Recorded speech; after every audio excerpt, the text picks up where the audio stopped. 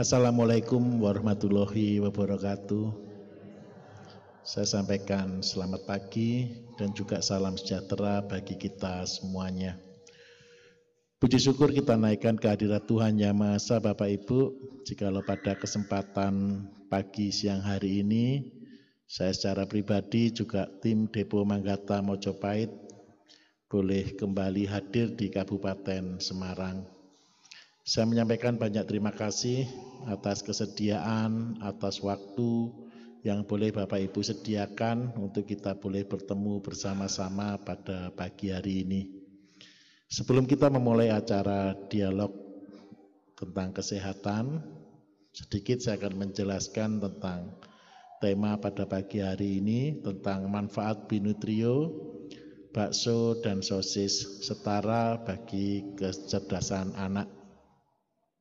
Hari-hari ini Bapak Ibu, semua orang kepingin anaknya cerdas, semua anak kepingin dia juga maksimal di dalam pendidikan ataupun di dalam hidup mereka. Orang selalu berpikir ketika anaknya cerdas, maka masa depannya jauh lebih baik. Sebenarnya itu benar, tetapi ada yang kurang. Cerdas itu bukan hanya karena faktor pendidikan, tetapi cerdas sendiri dipengaruhi oleh faktor nutrisi. Nutrisi apa? Nutrisi bagi anaknya, nutrisi bagi otak. Sejujurnya, apa sih yang paling bagus untuk nutrisi otak? Nutrisi otak terbagus sebenarnya dari ikan laut. Kalau boleh paling gampang sebenarnya dengan menggunakan ikan teri. Tetapi banyak orang menjadi salah asumsi. Sekarang ikan teri yang dijual rata-rata sudah kurang bagus, cuman dikeringkan, dicampur dengan formalin, dicampur dengan garam yang tinggi, sehingga apa Bapak Ibu, kualitasnya pun berkurang. Karena itu saya seringkali menyarankan ketika di radio, bagi orang yang kepingin anaknya pinter, mereka bisa konsumsi ikan teri atau teri nasi, teri Medan yang masih seger.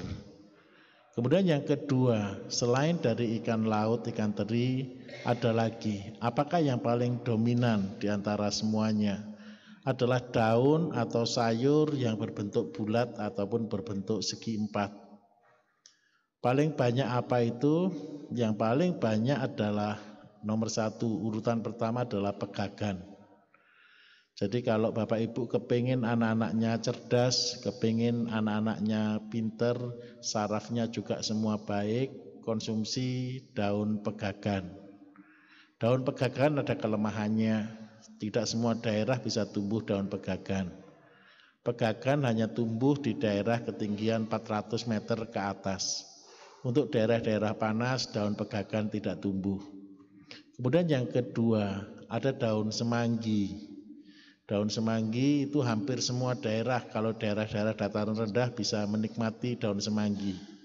Karena daun semanggi ini lebih banyak, karena dia mudah tumbuh di daerah-daerah berair. Kemudian yang berikutnya lagi, ada yang paling gampang lagi, yaitu selada air.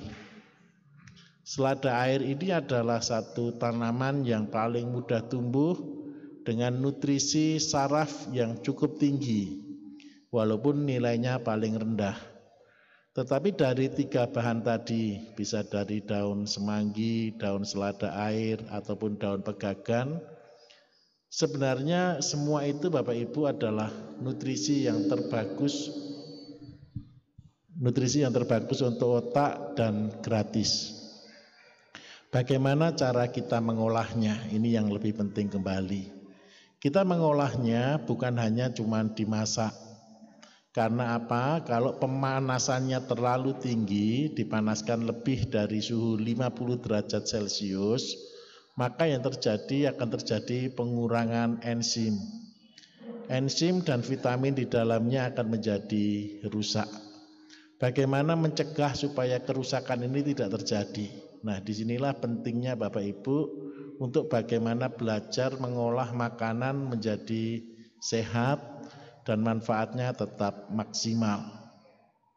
Kami dari perusahaan menyediakan beberapa contoh barang mudah, contoh konsep yang mudah tentang bagaimana mengkonsumsi produk-produk tersebut. Yang pertama kita buat adalah dengan menggunakan Binutrio. Binutrio itu jamu yang saya buat karena banyak orang mengeluh ke saya, Pak Bayu kalau cari pegagan, kalau cari semanggi, kalau cari kadang-kadang selada air masih banyak kesusahan. Karena itu kami menyediakan di situ adalah Binutrio. Binutrio adalah nutrisi untuk saraf yang kami buat dengan dasar-dasar bahan-bahan adalah semua adalah makanan saraf. Yang kedua, kita juga butuh Bapak Ibu yang lebih praktis lagi karena Binutrio juga harganya masih termasuk cukup mahal. Karena itu kami dari perusahaan mencoba menyederhanakan kembali. Kita membuatnya lebih sederhana dalam bentuk bakso dan sosis. Apa sih bakso dan sosis yang kita buat? Bakso dan sosis ini kita buat tujuannya begini. Anak-anak disuruh makan sayur yang carinya aja susah, masaknya aja susah. Terus habis gitu anaknya belum tentu juga suka. Karena itulah kami menginisiatif memberikan satu terobosan bagaimana caranya anak-anak milenial. Anak-anak milenial itu kita menyebutnya anak-anak generasi Z, generasi akhir yang lahir di tahun 2014 ke atas, supaya mereka punya kecerdasan otak yang optimal. Dengan cara apa? Kita masukkan bakso dan sosis ini dengan nutrisi otak, yaitu kita berikan pegagan di dalamnya. Jadi kalau Bapak Ibu mungkin ke depan kalau ada orang-orang yang sakit stroke, sakit yang perlu dengan nutrisi saraf, saya sarankan dengan konsumsi bakso atau sosis setara itu karena di dalamnya ada kandungan pegagan. Kemudian yang kedua, tapi goal utamanya adalah untuk anak-anak kecil. Kenapa anak-anak kecil? Percayalah, kalau mereka tidak diberikan nutrisi otak yang cukup, maka kecerdasan anak-anak kita tidak akan pernah optimal. Karena apa Bapak Ibu? Semua organ butuh makanan masing-masing. Bukan hanya semua makanan hari ini jelek, tidak. Tetapi namanya sayur, terutama sayur-sayur bagi nutrisi otak, hari-hari ini mulai ditinggalkan. Nah, kami dari Depo Manggata Mojopahit berharap ketika kami memberikan ada bakso dan sosis yang kita buat, Bapak Ibu bisa pilih yang jenisnya KP, jadi klorofil dengan pegagan. Satu bakso kita berikan di situ kurang lebih 500 mg klorofil dan 500 mg pegagan.